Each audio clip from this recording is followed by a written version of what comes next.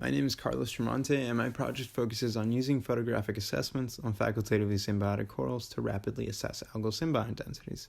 Now, I want to focus on the two different target species that we use. We use Astrangia poculata and Oculina arbuscula. And the cool thing about these guys is that they are facultatively symbiotic.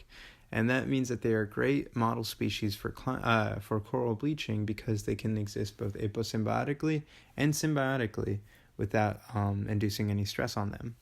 And so when we look at these corals, the aposymbiotic corals are much more white versus the symbiotic corals, which are much more brown.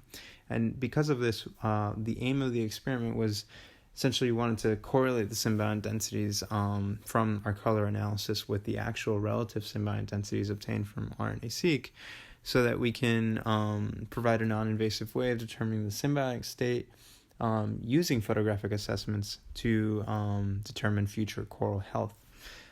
So we looked at two different parameters to do this. We looked at a specific point parameter, which we called mixed points, and the other one was the aposymbiotic extent, which was a general outlook of the colony and would give us a percentage of the coral's aposymbiotic tissue. Now, mixed points would give us a red wavelength from range 0 to 255, with 0 being the darkest and 255 being the lightest.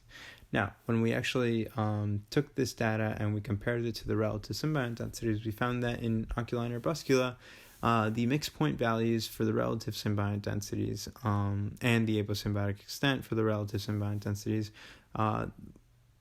we found that there was a correlation in these two different parameters when compared to the relative symbiont densities.